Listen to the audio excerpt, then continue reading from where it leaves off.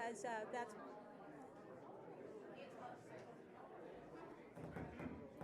There. Now, can you hear me? Sorry to interrupt your visiting. Because that's what I want to do, is share. And I want to thank you all for coming and participating in that. You may find this incongruent with how you knew our dad. But this will not be a service as much as it will be a time for memories and connection. We will share our thoughts, and then we will open it up for others to contribute theirs. I recently saw, probably on Facebook, a photo of a card that was handed out at a memorial celebration. It had a photo of a Ouija board, and the caption said, "Let's keep in touch." Well, we don't have Ouija boards. Yes. We don't have Ouija boards, or even photos of them. But we have cassettes of Mom, Helen, reading Dad's book, Homemade Joy. And they're available in the lobby. We have over 200 of them, so don't be shy. And if you don't know, I'm Bonnie. I'm Paul's oldest child. I'm going to read the life story that you may have seen on the website, either the Kibbey-Fishburn one or the Legacy. Paul Howard Holdeman was born on the 9th of October, 1924 in Bates County, Missouri, the youngest of the 7 children of Ezra K. Holdeman and Anna Jantz Holdeman. Paul's parents were members of what we call the Holdeman Mennonite Church, officially the Church of God in Christ Mennonite, which came out of a reform effort by John Holdeman in 1859. John Holdeman was Paul's first cousin, twice removed. Or, to say it differently, he was the son of Paul's great-great-uncle. 2 things stand out for me about the Holdeman Mennonites. One is that they limit the education that is considered tolerable for a good Christian. The other is that they didn't allow photographs, at least at the time when Dad was growing up. So there are no images of Paul before he was 8 years old. By the time he was 5, the family had moved to Kiowa County, Kansas, where he grew up. When he was 8, his parents and older siblings were kicked out of the church because, as their letter of excommunication states, they had caused what the Apostle Paul described as division and offenses contrary to the doctrine which you have learned, by following and being in fellowship with their pastor, E.M. Yost, who had also been expelled. One of the reasons for this was Ezra Holdeman's curiosity about the world of ideas. Ezra and Anna came to believe that service should be an important part of a Christian's life, and they thought that education was necessary to be of effective service. Ezra later said that his family was excommunicated after they had already gone a mile down the road. They became members of a new congregation that affiliated with the Mennonite Church. Paul's sisters had stopped going to school when they finished 8th grade, as prescribed by their church. So when they were excommunicated, they returned to school. Paul's sister Vesta was 21 years old when she went to 9th grade. Vesta went on to become a registered nurse. Her sisters Cleta and Alma earned bachelor's degrees and became elementary school teachers. Their oldest brother, Menno, became a teacher and later a college librarian. Ivan, just older than Paul, became a history teacher, and Paul became a social worker eventually. I tell you all this to show you that Paul's family valued education and freedom of thought. Paul and Ivan played football while they were students at Greensburg High School. Paul was not allowed to play basketball because of the short pants. They went on to Hesston College after high school, and Paul got 1 year in before the draft began during World War II. He recently told me that he had gone to work in the summer after his freshman year for a rancher near Greensburg. This man had 2 sons that were serving in the military, and the rancher needed Paul's help to run his operation while his sons were away.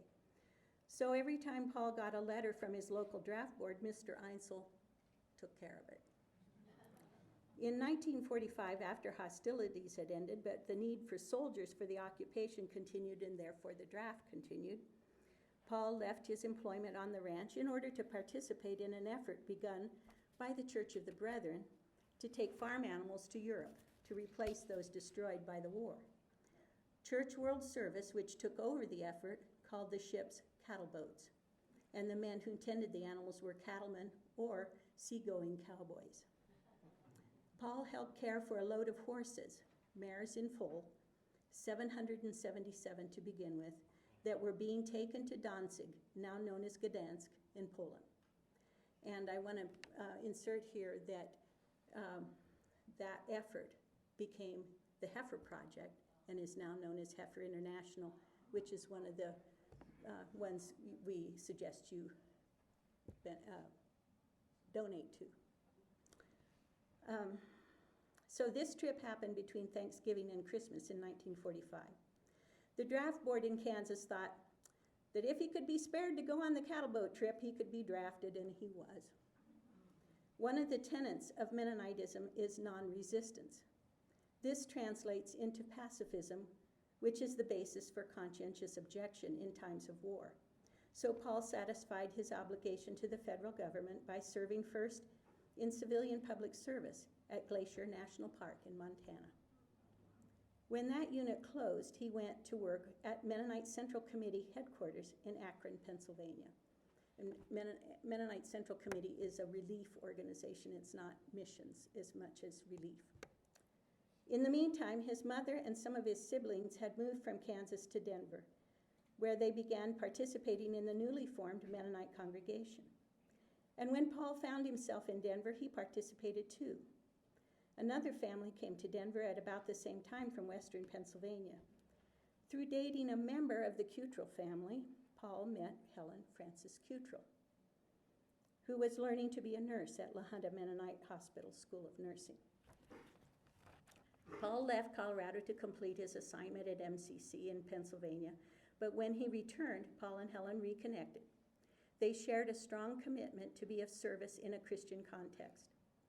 At Christmas in 1947, Helen gave Paul a present. It was a shirt. And then she agreed to iron it for him.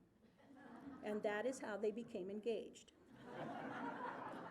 Since Mennonites at that time shunned the wearing of jewelry, she didn't get an engagement ring, nor was there a ring ceremony when they were married in June 1948 in Denver. I, Bonnie, was born in 1949, and in the fall of 1950, Paul and Helen, with me in tow, went to Gulfport, Mississippi to serve as interim directors of a Mennonite Central Committee voluntary service unit there. That unit's purpose was to attempt to ease racial tensions by serving both the black and white communities. Young Mennonites and members of other like-minded peace churches volunteered for varying amounts of time to participate in the program. At the end of their term of service, the local Mennonite church asked Paul to be ordained and serve as an assistant to the regular pastor. Mennonite tradition was that pastors were called by the congregation and were paid little, if anything. There was actually a distrust of any kind of theological education, so seminary was not required.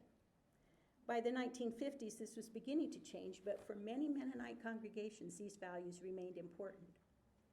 Paul was reluctant to be ordained, but on the other hand, it was a way to be of service. If he were to do it, he had to find a way to make a living. In the end, he agreed to ordination and borrowed money to start a business. Tim was born while the family was in Denver and while Paul mulled over his decision. Mark was born a year and a half later, while the family was back in Mississippi. Neither the business nor the pastoring went very well, and Paul has said that his self-esteem took quite a beating. Fortunately, Mennonite Central Committee offered him a position as pastor to 1Ws, and 1W is was the draft classification for conscientious objectors. That meant that you were able but not willing. I guess. I don't know. I just made that up.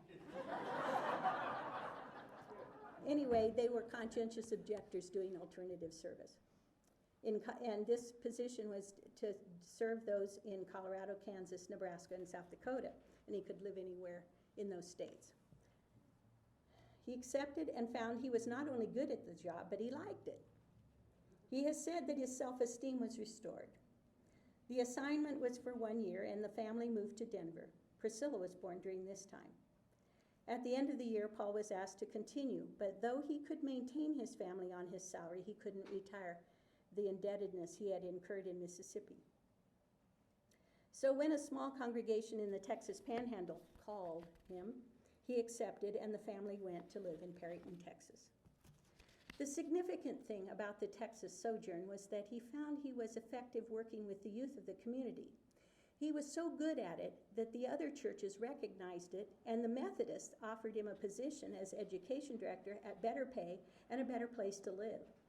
Paul had come into conflict with the more traditional Mennonites over his willingness to have an organ in the church and perform weddings with rings. So Paul, with Helen's enthusiastic support, went to work for the Methodists. The expectation was that he would pursue further education in seminary and become a bona fide member of the Methodist clergy. Paul has said that he couldn't see how he could meet those expectations when he had 4 children and lived in a place that was over 100 miles from the closest college.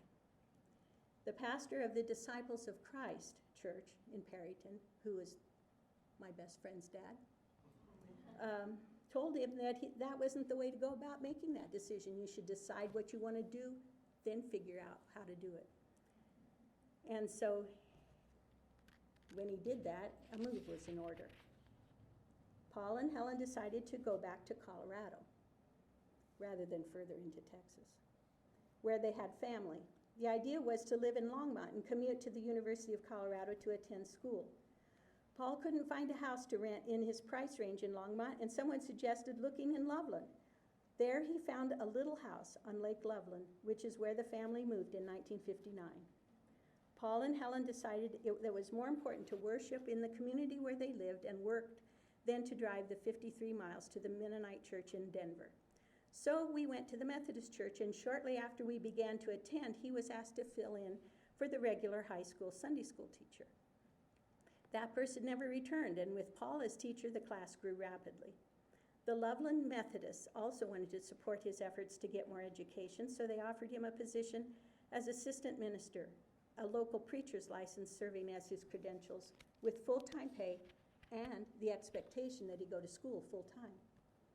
After a year to establish residency for in-state tuition, Paul began studies at Colorado State University.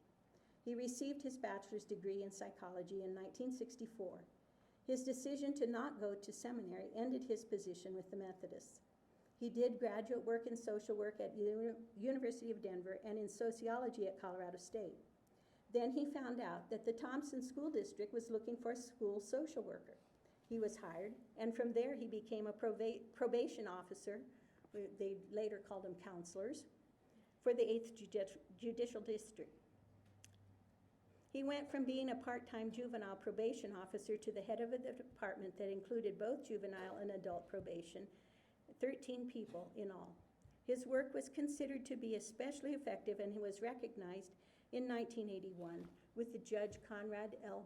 Award, given to a person who has contributed significantly to improving community justice in Larimer County. When he left the court, Paul tried private practice, but he found a better place with a colleague forming the Center for Life Skills Education. One of their functions was to teach the classes that were required by the court when a person was convicted of drunk driving. He served a year as interim pastor for the Greeley Mennonite Church and then was invited to be leader of Unity in Fort Collins. Later, he became the leader of Tapestry of Life, a group that met on Sunday morning but was not church. He was not the minister, and his talk was not the sermon. That association effectively came to an end only with the onset of the COVID pandemic. Over the years, he officiated at 1,097 weddings and over 300 funerals. Apparently, his record keeping wasn't as assiduous when it came to funerals as it was. Anyway, Paul and Helen celebrated 50 years of marriage in 1998. They had been supportive of each other throughout their marriage, and after Helen retired from her widely varied nursing career, they continued to serve together as a team. Helen died in 2004. Their son, Mark, died in 2013. When his eyesight became too impaired, Paul voluntarily gave up driving, and Priscilla drove him around to all the places he met with folks, including the Tapestry meetings on Sunday. After Paul fell and broke a hip in 2020, it looked to me that he was coming to the end of his physical life, but he soldiered on. It's ironic that I use that word, isn't it? Recovering from the hip replacement surgery enough to return to his room in the basement of our house. He continued to go out to meet with various folks until earlier this year and after he had fallen several times. When it became clear that he was not stable enough to move about on his own, we, his children, debated how to go forward, but his preference was to get the assistance of hospice and remain at home. We were able to arrange that, though 7 months were more than we thought likely. Priscilla took primary responsibility for his care with help from me and more often Tim and Mike. Paul was the last of his family. He said he didn't want to outlive his sister Vesta, who lived to be 98 years and 7 months old. Paul was 98 years and almost 1 month old when he died on the 3rd of November, 2022. He is survived by his children, Bonnie Holdeman Dalkey and her husband Mike, Priscilla, Tim Holdeman and his wife Delaine, his daughter-in-law Kathy Holdeman, and his grandchildren Susan Dalkey Rao and her husband Evan, Reuben Dalkey and his wife Stephanie Pendergrass Dalkey, Ryan Holdeman, Andy Holdeman and his wife Ellie, Rachel Holdeman, Adam Holdeman, and Megan Holdeman. There is one brother-in-law and a whole slew of nieces and nephews. If you would like to honor Paul's life and contribution to the community, we suggest Heifer International and Pathways Hospice. Helen was in on the beginnings of hospice in Larimer County many years ago, and they have been a great help to us at the end of both Helen and Paul's lives.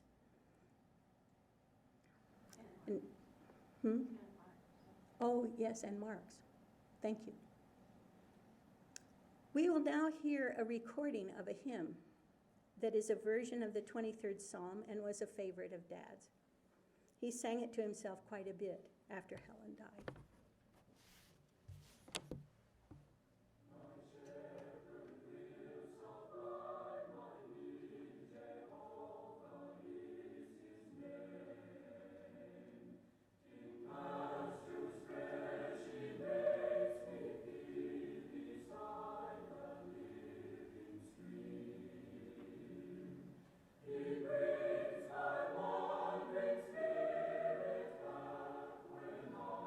For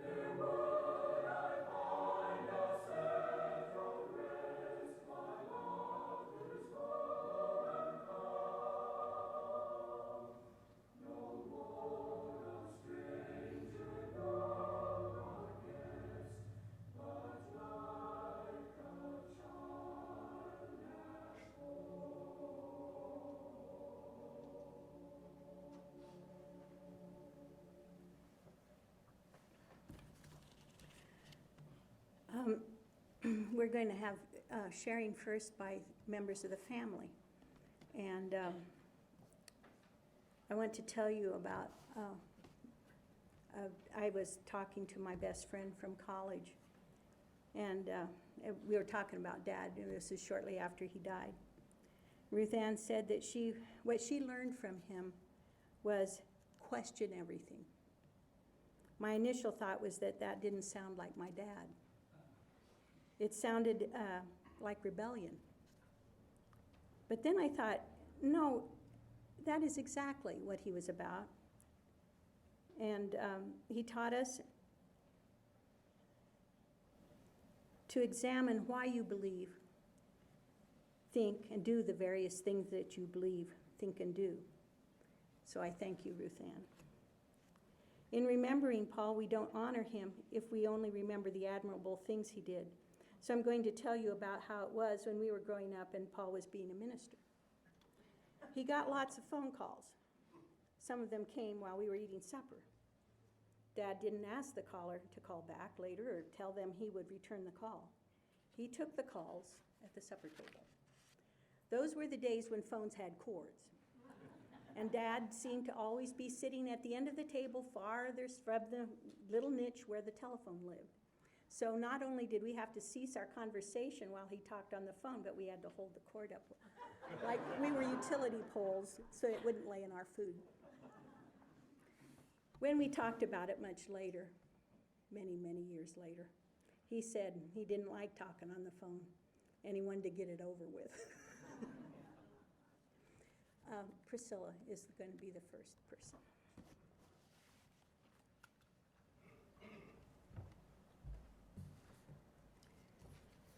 Yes, we had even developed telephone poles, so we could eat. Well, actually, we did it this way, so we could.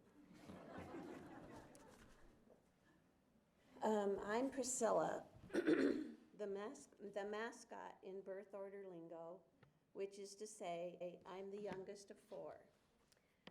Some people would call me the brat, but Dad did not.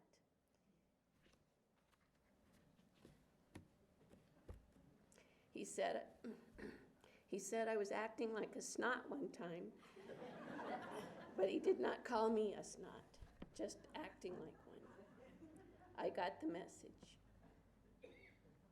I was the only one who he greeted immediately on arrival because that was the only time he got to be in the delivery room. He and I were both the youngest in our birth families.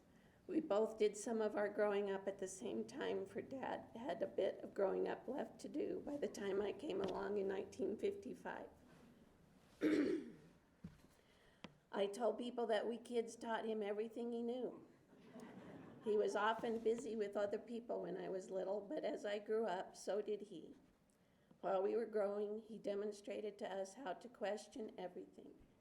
It was not acceptable to just do things the same way because that's how they had always been done. It didn't matter what the institution was. He challenged the Mennonite Church to the state of Colorado judicial system, from the Mennonite Church members to the Eighth Judicial District judges and the Colorado State Supreme Court judges. Any system was liable to be challenged. We almost always sat at the table for supper and talked about all sorts of things, from movies we'd watched, what would it be like to travel in time, things we had learned at school, to what was going on in the world. He talked about what he was learning at CSU. I was all of 5 years old when we learned about the Communistic Society of the Honeybee because he wrote a paper about it for school. At 14, Bonnie took an IQ test for a class he was taking. He and Mom would talk about their day and what their experiences were in our presence. So questioning why we were doing things, what we might do differently, and how things might go was a natural process in our family. It was what had been demonstrated by his parents when he was a child, as his family came out of a conservative environment, and he passed it on to his children.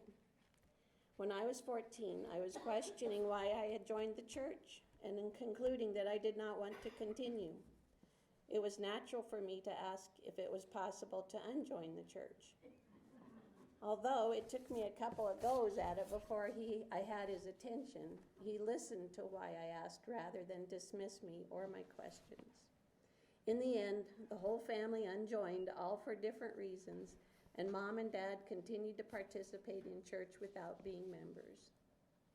He was always trying to give me as much freedom as he could for my maturity level. The answer was yes, unless he had a good reason to say no. And that was how he handled all his probation stuff too. If the kids came up with a way to handle their probation, he would listen to them and try to make it work for them. The night before I was going to be taking the nursing state boards, he asked if I was feeling confident. I answered no. He told me he would be confident for me. Maybe that boosted me over the top. He had jokes that he told, a lot.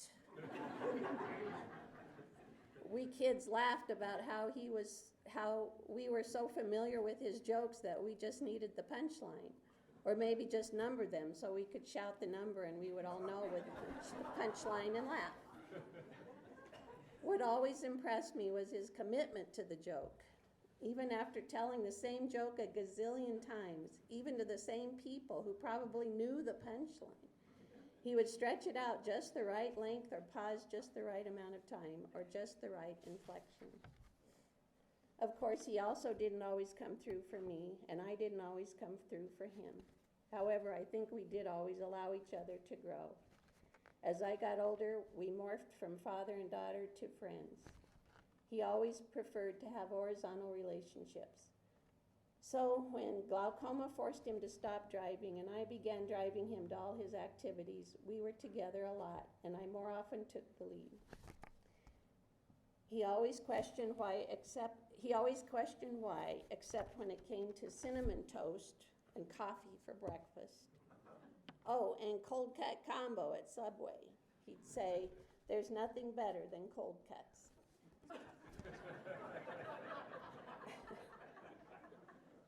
No mushrooms if he could avoid them.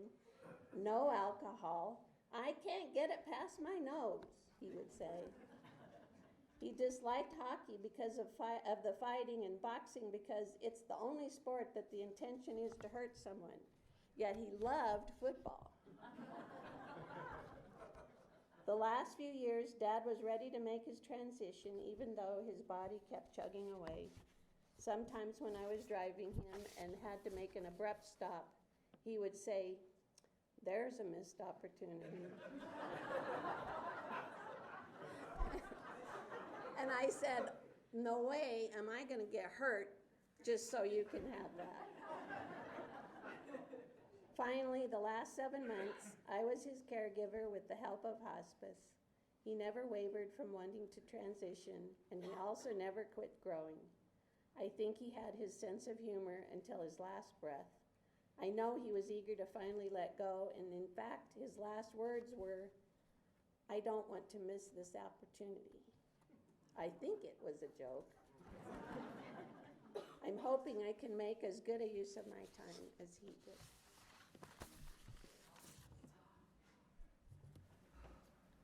Kathy?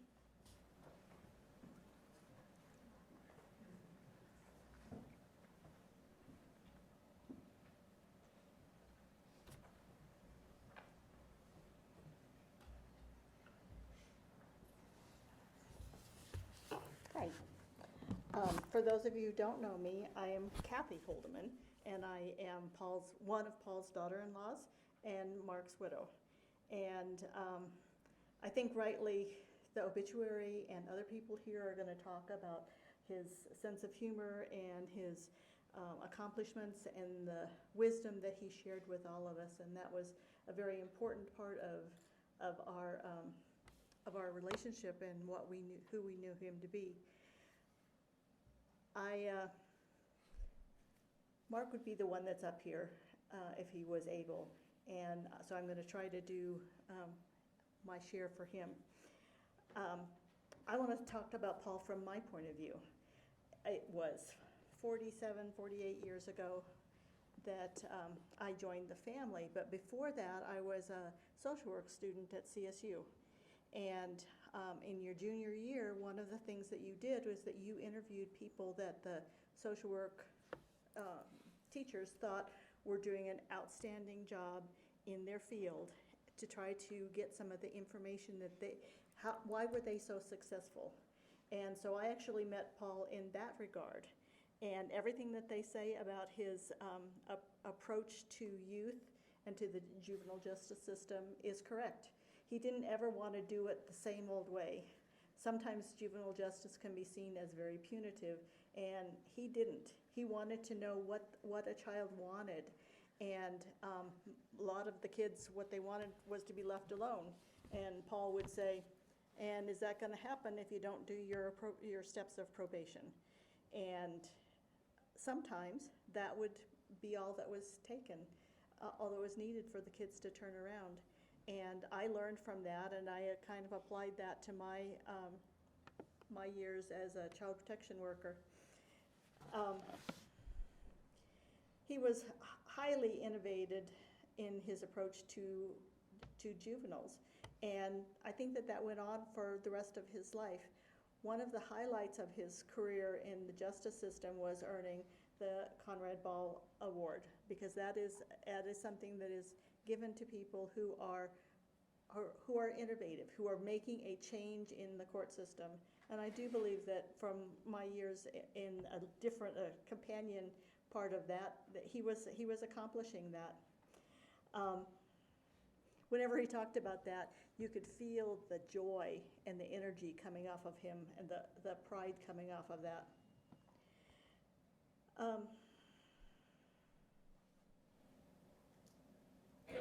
I had many conversations with him about what it was like to be a helper, because a helper is anybody who's trying to make the world a better place.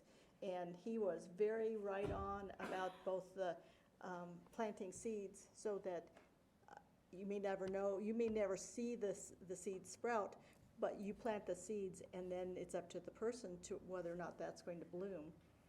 He also accepted the frustration, because if you try to be a helper, it doesn't always go well, and not everybody appreciates you. And as a new social worker, learning to kind of step back from that and to recognize that what you are doing is gardening. And I'm a huge gardener, so he had me when he mentioned gardening, and I applied that all over. So it was really wonderful to have somebody that could understand that, because my family thought that I was a do-gooder and never really understood what I did. And I'm not sure that a lot of people outside of child protection have a good sense of what that career involves. A year after I met Paul and wrote a paper that I got an A on, I met Mark. Now, and fell in love. Now, Paul, the teetotaler, had his son pick me up in a bar. So he allowed Mark to do his own thing. Now, Mark didn't drink. He just went to the bars with all of his friends. And I fell in love and eventually married and became part of the family. And Paul always made sure that I knew that I was part of the family. You know, you hear that Paul didn't drink. I'm here to dispute that. For my wedding, we had a small reception at my aunt's house, where only a few of the Holdemans were going to show up. Packed. Couldn't hardly move. And my aunt very carefully made a punch bowl that was spiked, because there were no small children, and one that was not spiked. Guess which one Paul drank out of? No matter how, we would take the cups away from him, we would give him his, we pointed it out. Didn't matter. He liked the spiked punch. So it's not true that he was entirely a teetotaler. So other things I remember is that Paul's upbringing did not have him hugging everybody the way that my upbringing did. So the first time as a newlywed, I gave him a great big old hug. He kind of stood there like, I'm not quite sure what to do with this. Those of you who have been recipients of his hugs know that he went on to embrace hugging and could give excellent, excellent hugs. We came from very different backgrounds. You heard Bonnie talking about the conservative and following together, and everybody in the Holdeman families and Cutrell families knew everybody, and making those connections was really important. And here's this. I don't know if I was the first of the non-Mennonites that joined the family, but I certainly created some interesting interactions. Because my upbringing is Western pioneer, and so we too questioned everything. And so that part of it I really loved. The conservative part was like, they did what? And to this day I still have some of those opinions about it. But he was always curious, and so we would spend time talking about how our different backgrounds had shaped us. And we found a lot of commonalities that even though on the surface it appeared very different, that some of the fundamental values that the pioneers have and Paul had were very similar.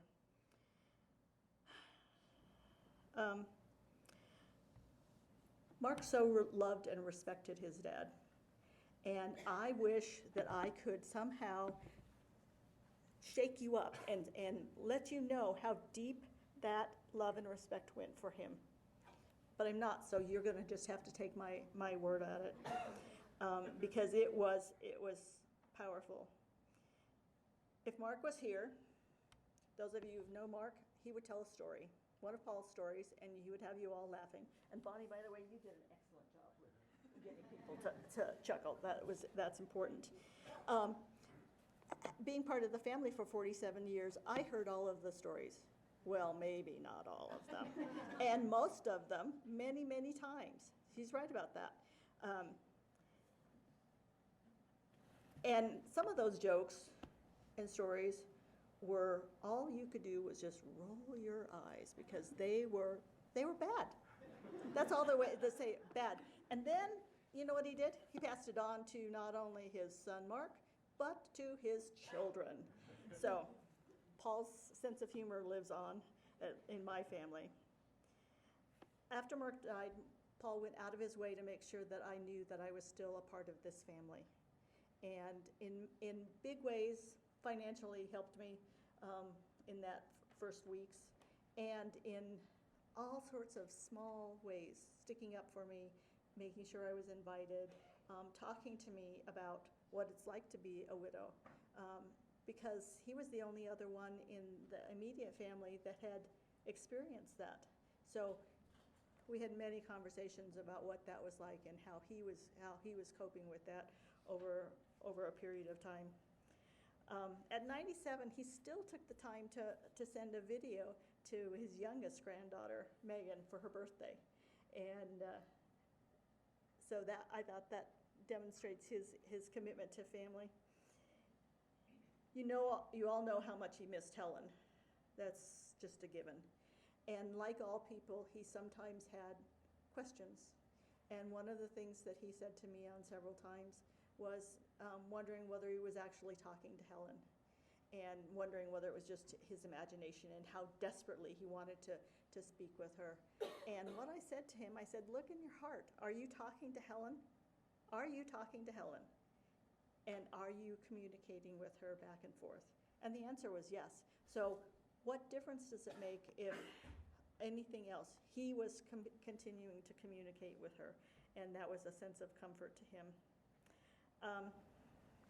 The thoughtful look he would get as he sorted through those layers of doubts that we all have to get to that core, and he had a term for what that was. I say it's getting in touch with my soul, and from that position you know what the truth is, and so then that takes care of all of the doubts that are out there. On my last visit, he expressed his bewilderness that he was still in his body, and that he had been ready to go, and why was he still here? And of course I didn't have any answers to that, but I know deep in my soul that absolutely he has those questions now, and so many more. And he's getting to travel that great adventure. Not all of us know. We all have different opinions about what happens after we leave our body, but it is a great mystery, and he has those answers now. And I just want to say to Paul, thank you for sharing your light with me and with this world.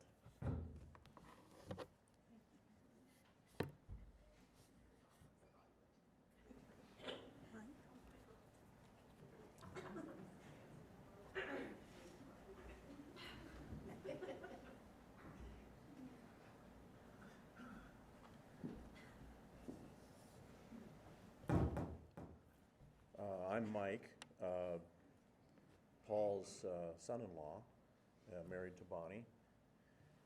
And I just thought the other day, and in looking across the audience here, I can pretty much say that I think I have the longest relationship with Paul except for Tim and Bonnie.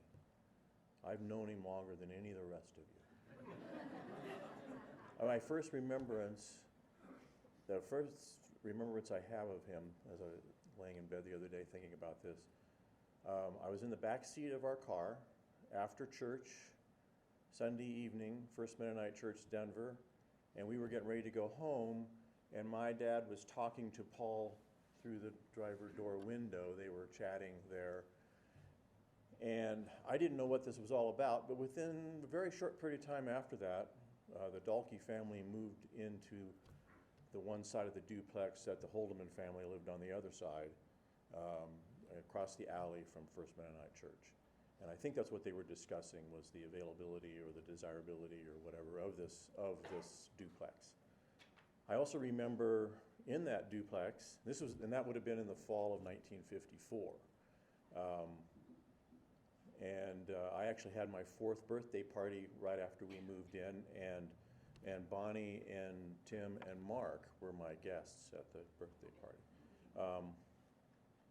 But I also remember going over to the Holdemans, and Paul had electric hair clippers, and all of us boys got our hair cut. And I think I remember that my dad and Paul exchanged haircuts. They cut each other's hair. It's been mentioned that Paul loved to tell stories, loved to tell jokes. And I understand that he actually used to practice telling jokes while he was driving the tractor. So I wonder, maybe he really wanted to be a stand-up comedian. I don't know, but we all know that he always had a joke, always had a story. And there's even a story that I'm going to tell that he would tell this story about how he was telling a story. This is a story within a story. He happened to be at the dentist office, and I don't know which dentist this was, but anyway, he was at the dentist's office, and they, of course, knew Paul fairly well, too, because before they got going, they said, "Well, Paul, do you have a story for us before we begin?" And Paul says, "Well, yes, I do. There was a fellow that went to the dentist to have his wisdom teeth extracted, and they were getting ready to give him some Novocaine, deaden his mouth, and this old cowboy said, 'You don't need to do that, Doc.' He said, I'll be fine without you deadening my mouth." And the doctor said, "Are you sure?" And he said, "Doc," he said, "2 times in my life, I've experienced pain like you have never seen in this office." Then I said, "Well, we're gonna have to get in there and pull these teeth out that might have, root problem. We may have to chisel on these teeth. And with that upper left one is impacted. We're for sure gonna have to get in there and chisel that thing apart to get it out. And that's gonna be really painful. When have you ever experienced pain like that?" He said, "Well, Doc, I was out hunting by myself." I can see some of you have heard this joke before. I was out hunting, and I'm out, about 5 miles away from anything, and I have to go really bad. I have to, we'll say it straight up. I have to take a shit. There's nobody around, so I pull my pants down, I squat down, and unbeknownst to me, I'm squatting down right over a bear trap. I let go that first, and that bear trap just closed up on my family jewels. And anyway, the doc is just cringing, and all males here are just, oh my God, oh man, that must have been really painful. Oh, when was the second time that you experienced that much pain? He says, when I hit the end of the chain.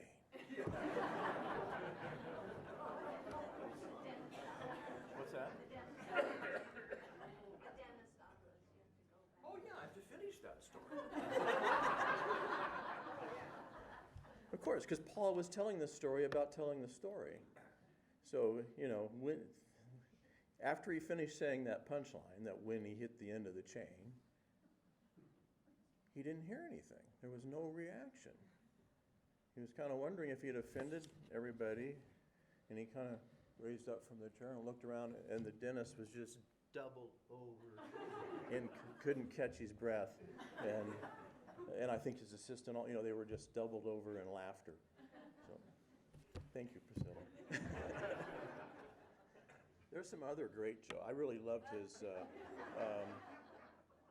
heard those stories, so I can help you out. Well, we could tell jokes all day. Well, just let someone else tell. Andy?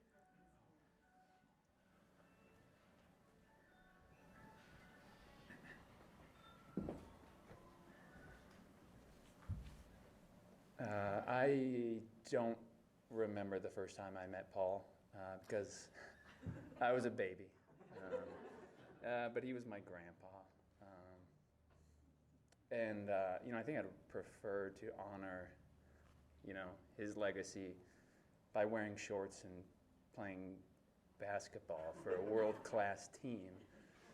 But genetically, he didn't really do me any favors, so instead.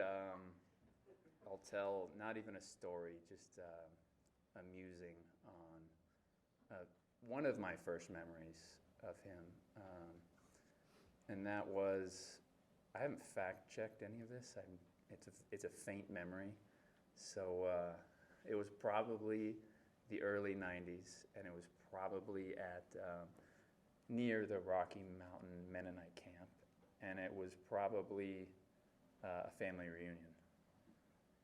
But what I remember is we went on a hike, and he had a walking stick, and I think this was my first introduction to a walking stick. If that's a concept I didn't understand, I don't know, but I remember it. I'm not sure why. But we went on this hike, and he had a walking stick. He was leading the group. I don't even remember who was in the group, but probably people here were there. And I was old enough to go on the hike, but young enough to complain about it the entire time, I have no doubt. But he had the stick, and he was, leading us to probably a mountaintop. And I don't remember any of that, but I just remember the stick. I think it was, a nice wood grain, smooth, stained nicely. It probably had a cool leather strap on it. I don't know, but that's what I like to remember. But I think today that walking stick is a metaphor, and I know he was a man of metaphors, so I created my own. And a walking stick is used to forge your own path, which, as we've heard, he did. And a walking stick is used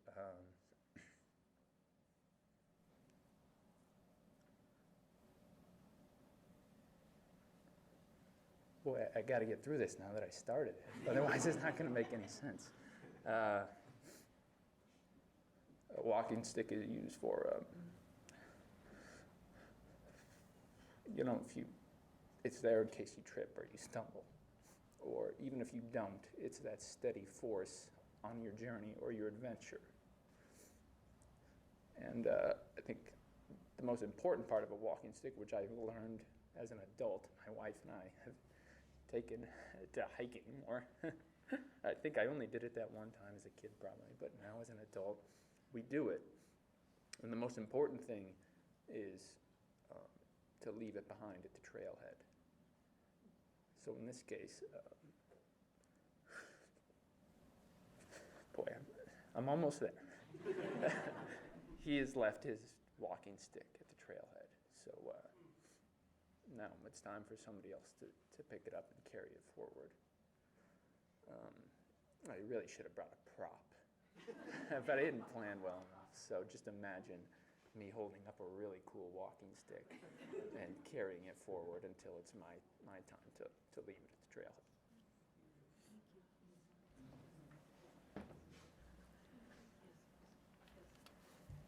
Is there anyone else from the?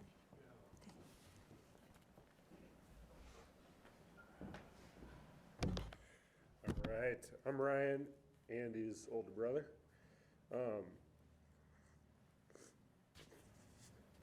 Tough to come in off of that.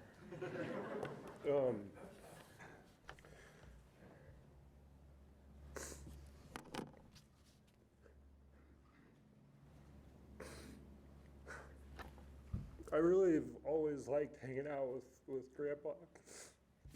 And I want to hit a few things. One is in 2020 when he fell and as Bonnie talked about, we thought he was going to go. I went to say bye to him, and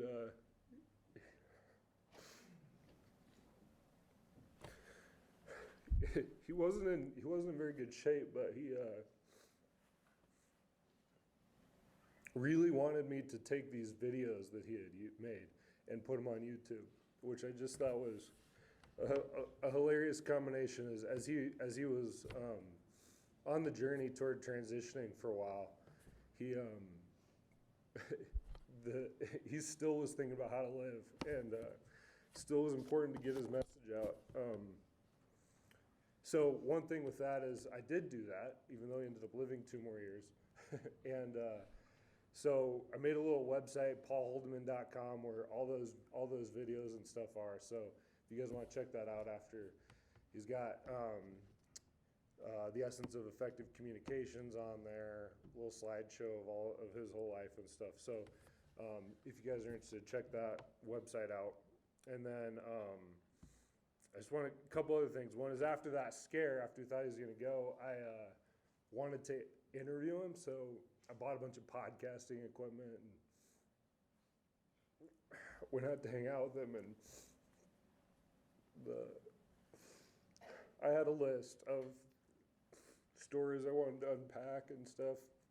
And in true teacher, pastor, Grandpa Paul form, he listened to all the things I wanted to cover, and then he talked for 2 hours about what he had already planned to talk about. So we hit none of it. But a lot of magical stuff, and it just such a treat to spend time with him. One of the last times I hung out with him, we took him Subway and some Lay's potato chips, which who eats Lay's potato chips? By the way, it's just, that's out.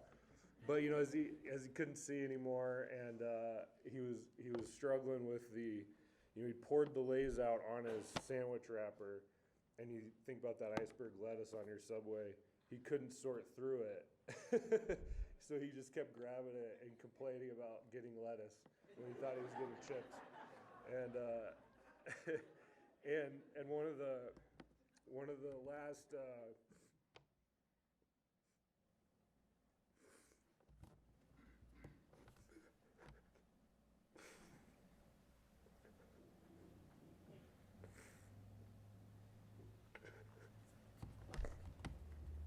last messages of our hangouts was, you've got to embrace your own magnificence.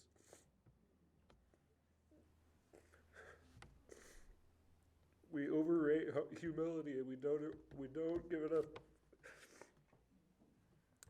We don't embrace our own magnificence enough. And I just thought, here he is so excited to transition and yet still thinking about how to live right. So I made a list here real quick, and then I'll wrap up. He's obviously got a bunch of Holdemanisms and all that stuff, but in true, as his grandson, I have taken to paraphrasing everything that I hear, right? So just like he did, turning it into my own thing. So here's a few of the how to lives that I've learned from Grandpa. Number one, be courageous. No status, no money, no anything is as important as your journey. Be courageous, risk those things to go learn. Number two, ask great questions. You help other people discover their wisdom if you ask great questions. Be honest with yourself. There's freedom in that. Be a vehicle for love everywhere you go. When you're going, number 6, sorry I haven't been saying the numbers. Number 6, when you're going in the wrong direction, change course. Number 7, enjoy the journey your partner's on. I got to go hang out with Grandma and Grandpa when Grandma was dying, and it just stood out to me how excited he was for her journey, for what was next in her journey. He wasn't experiencing it as his loss, but her gain. And the last one is manage your thoughts with intention, because they shape your experience. We underestimate the power of our own attention. So that's all I got. Sorry for the struggle there, but. Anybody else from the family? Okay, we're going to go now to, I have a couple things to read from, the first one is from my Uncle John David Cutrell, who is Mom's youngest brother. He says, first I should say my experience with Paul was that of being his kid brother-in-law. He and I always got along really well, so here goes. It's pretty hard to say anything about him except as I saw him as my sister's husband. The two of them forged an unusual team that worked together for the betterment of the lives of those around them. They supported each other quietly in the background. Paul ministered to so many young people. All those years as a parole officer and marriage counselor, he seemed so caring, driven so much by his innate abilities. It seemed beyond just a calling. He seemed to have some very deep insights into what the causes were behind and an understanding of why people do the things that they do that got them into so much trouble. Beyond all his work with individuals, he developed a speaking ability that people were very attracted to. His messages morphed from being off the tongue of a regular Methodist minister to that of a non-traditional Christian fellowship group that called themselves Unity. Having started life in a Mennonite family in Kansas, Paul's life path took some interesting twists and turns. I experienced the conservative Mennonite practice of shunning firsthand when Paul and I took a road trip to Mississippi by way of Kansas, and we dropped off his mother, Anna, at the home of her brother, Uncle Lincoln, her brother, Uncle Lincoln. And since Anna had left their church years ago, she had to eat her dinner in another room, away from Uncle Lincoln, in accordance with the practice of shunning. As a boy of 11, this really impressed me. When Paul came to meet our family, he worked as a silverware salesman. And after he left, our mother, Frances, informed us that he had what was called the gift of the gab. So it always seemed to me that Paul's great public speaking abilities came very naturally. Thank you, Paul, for all the good times we've had together during this lifetime. I wish you well and my best wishes for you. May the rest of your current adventures in the non-physical go well. With love, your kid brother-in-law, John David. And then the last family one is from our cousin. This cousin is Mom's sister's son. Uncle Paul was one of only a handful of people in the world who could call me Donnie and get away with it. Some people who got their start in the small, dusty towns of the Eastern Plains grew up to be defensive and battered. I remember Uncle Paul as a person who engaged the world with a generosity of both thought and feeling. He had a way of tilting his head and holding out one hand that seemed to belong to both a philosopher and a preacher. But I also remember him as warm and open, a man who was willing not only to give me the benefit of the doubt, but to assume the best about me. I felt that Uncle Paul accepted and enjoyed me just as he seemed to accept and enjoy a wide variety of people and ideas. I can see his grin and hear his laughter, chuckling over some irony or ready to tell a story or a joke.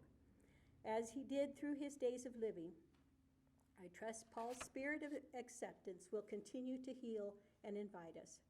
Don Yost. Excuse me.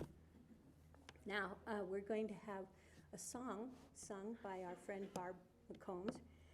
And this song was a favorite of Dad's. How can I keep from singing?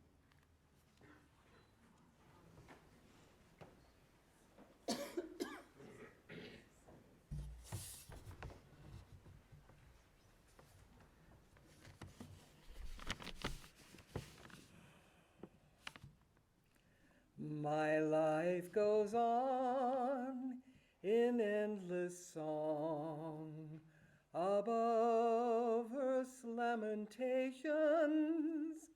I hear the real, though far off hymn that hails a new creation. Through all the tumult and the strife, I hear its music ringing. It sounds an echo in my soul. How can I keep from singing? But though the tempest loudly roars, I hear the truth, it liveth. And though the darkness round me close, songs in the night it giveth.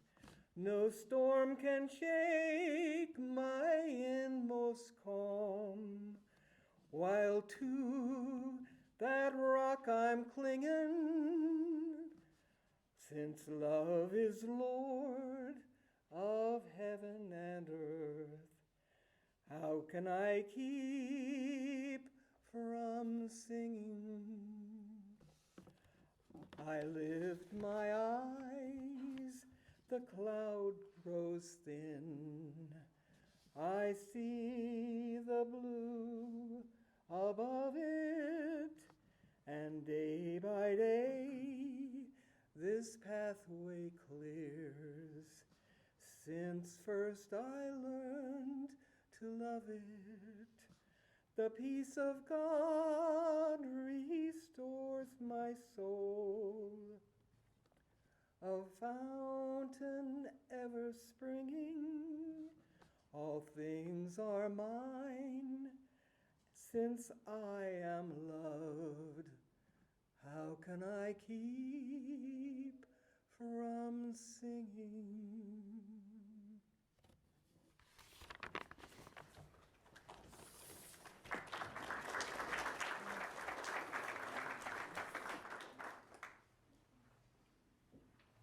Terry?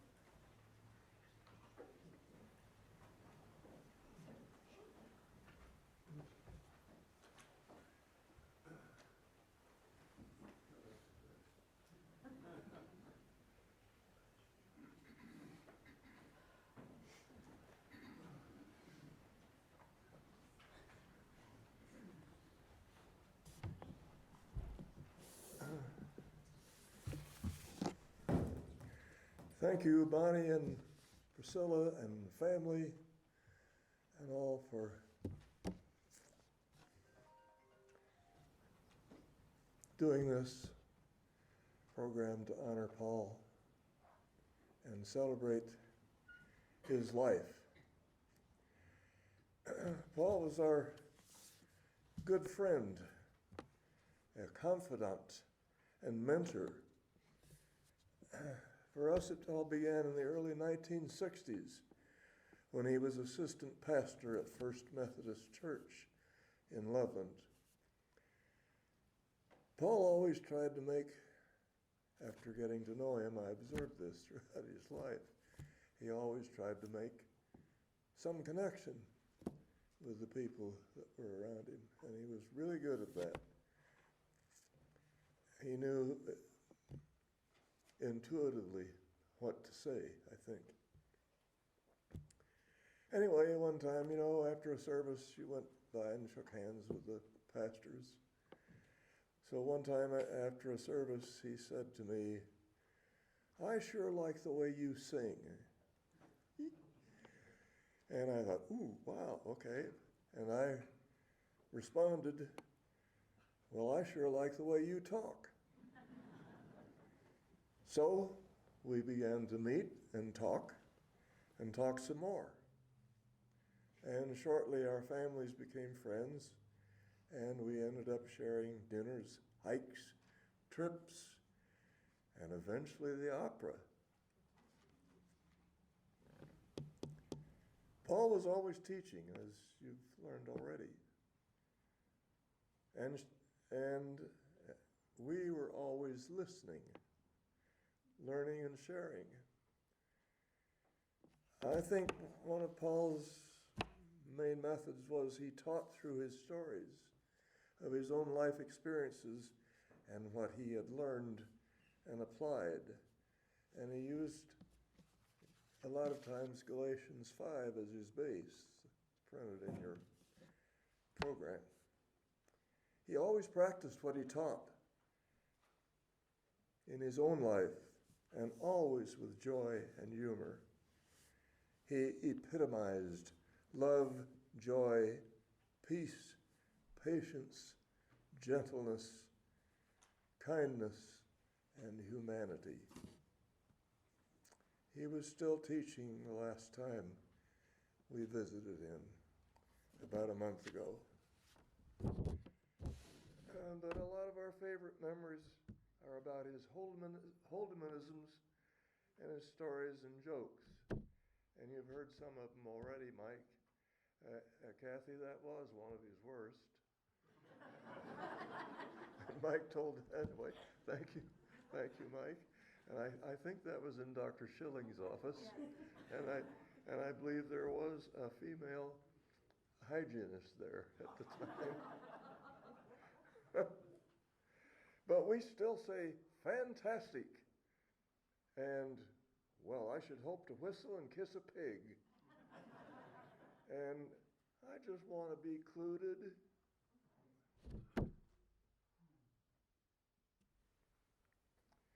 The stories began for us back in the 1960s again. I remember the one about the farmer in Kansas during World War II who always went out to milk his white cow in the pasture. Now, Paul had come over after work one day, and just for a visit, and of course we were all from Kansas, so we began to reminisce about our childhoods in Kansas. And typically of Paul, he would weave a story into his reminiscence, and pretty soon he started talking about this farmer that he'd heard of that always milked his white cow around dusk in a pasture. And he included in the story why the farmer went out to the pasture to milk the cow rather than the cow coming in. The story was a complete story about the whole situation and why there was a bombing range in World War II close to this pasture, and the bombing range target was a little white building. And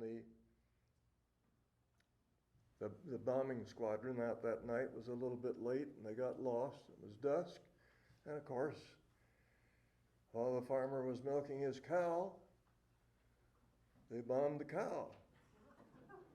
And the first bomb was a direct hit, and just blew that cow to smithereens. Now Myrna was sitting there, and she's the perfect straight man. Right away she said, "Well, what happened to the farmer?" Well, he was left holding the bag.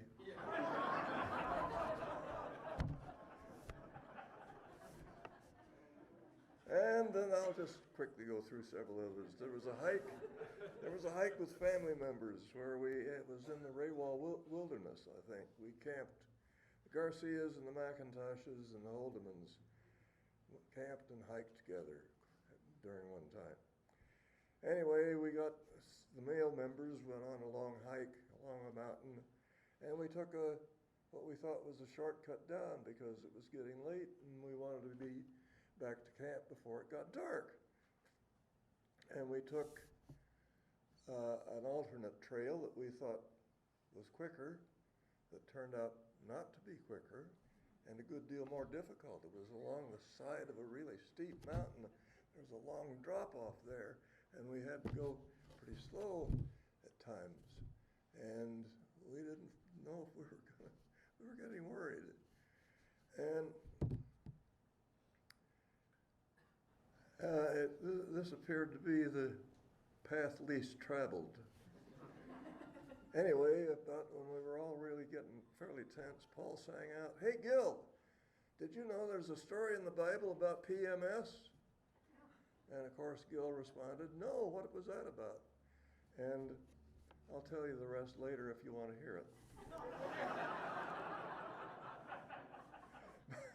But it improved our attitude, and we did finally get off that mountain. And then there was a story about Adam, from Adam and Eve, who emerged from his cave one night and asked God, "What's a headache?" And then there was Ole, who replied to Lena when she told him, if you wanted to, you could go a little bit further. And so he drove to Minneapolis.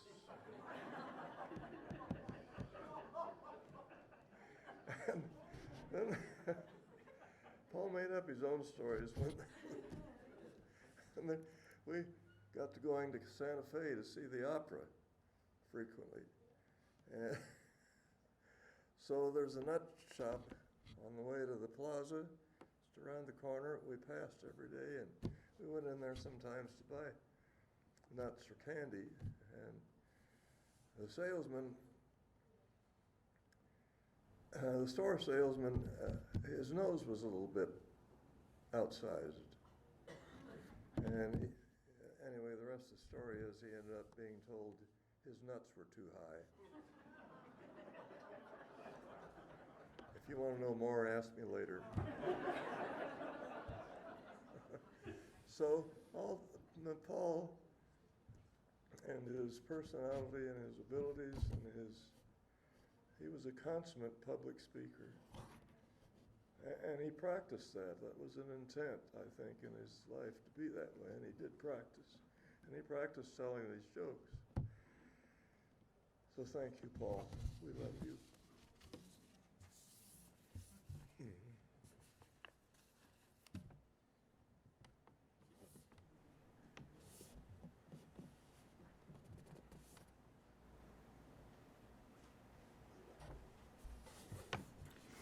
I have to let you know how Tapestry began. When he was leaving Unity, Lucy Blanchard and I decided we couldn't stand that. We couldn't come and hear him talk anymore. So we handed out slips of paper, like Ryan has. I know you've got some of those for reminders. And it was an invitation to continue to hear Paul talk. And we were creating this group called Tapestry with no membership, nothing, but we're going to meet. And we met in about 5 or 6 places before we kind of settled for a while in the Masonic Temple, and then we ended up at the clubhouse on Casa Grande. And Paul was just always just open and wonderfully inclusive.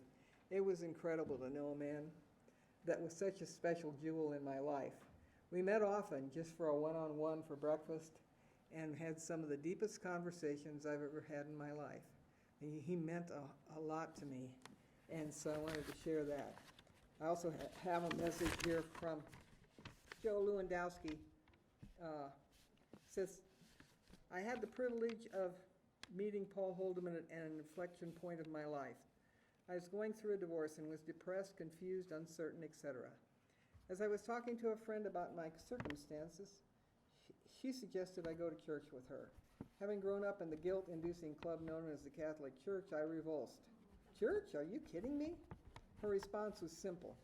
I promise you won't leave feeling bad. Given my trust in her and my condition, I decided it was worth a try. The Unity Church was sunny and warm that morning, and I felt comfortable. But I had no idea what to expect from a service. After some singing and announcements, Paul started his weekly talk. I don't know if my friend had tipped him off or if it was pure serendipity, but these were the first words he spoke that Sunday morning. Why do we call it a divorce? Why don't we call it Renaissance? His words flooded over me like a warm wave of clear water. With his words came this momentous realization. This is a different way to look at my life. I was hooked. I didn't always agree with Paul, but more times than not, he offered an alternative and helpful lens for looking at life's issues. I will always hold as sacred those first words I heard Paul speak. As the Buddhists say, when the student is ready, the teacher will appear. Paul is that teacher for me, and I suspect for many others of the fortunate who had the privilege and honor to cross his path. Joe Lewandowski, former Unity board member.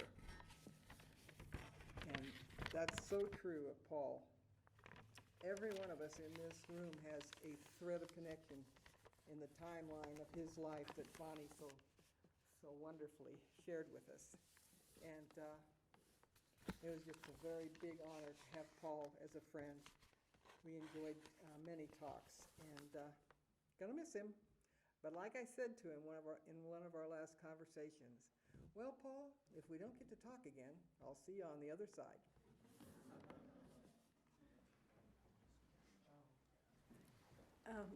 We've gone on nice amount of time. I'm going to close unless somebody has something really important. Okay. I'm Kent Grad, and I graduated from Loveland High School in 1965, just to give you a time reference. All through high school, we had the privilege of having Paul Holdeman for our Sunday school teacher, and Methodist youth stuff was at night, and we'd have 25 or 30 kids there.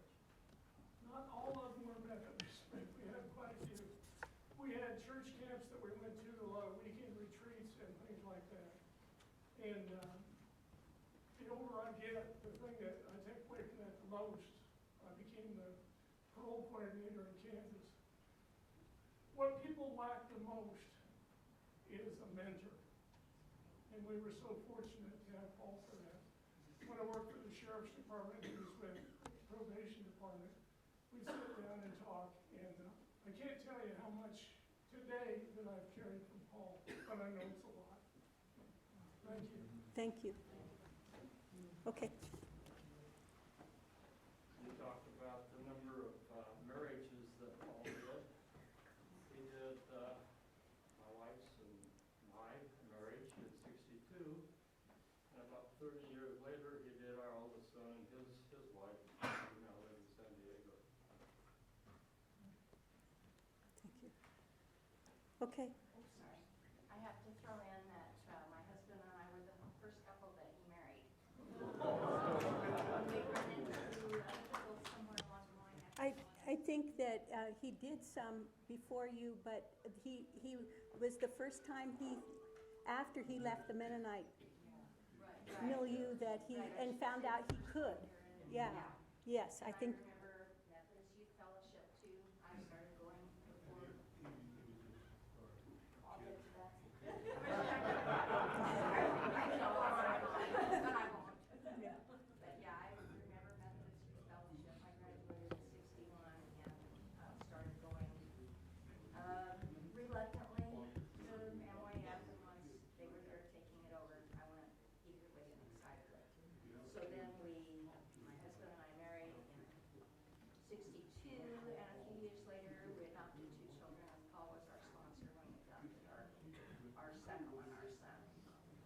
we go way back. He's done all our family hearings and burials and food services, and so yes, I think we have a long-term relationship.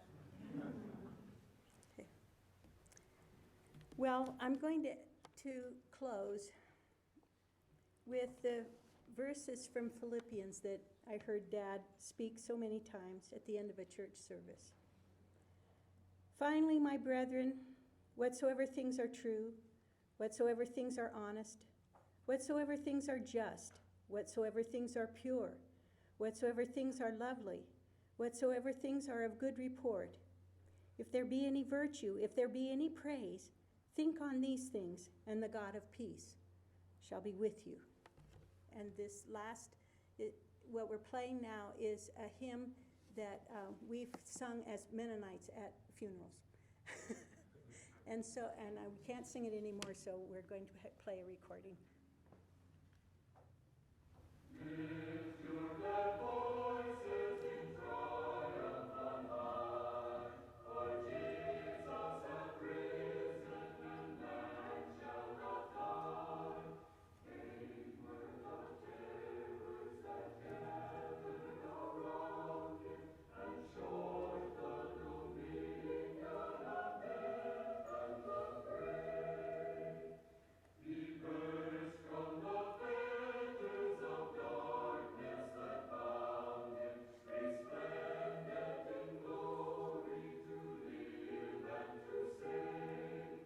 Loud was the chorus of angels on high, the Savior hath risen and man shall not die. Glory to God in full anthems of joy, the being He gave us death cannot destroy. Sad were the life we may part with tomorrow, if tears were our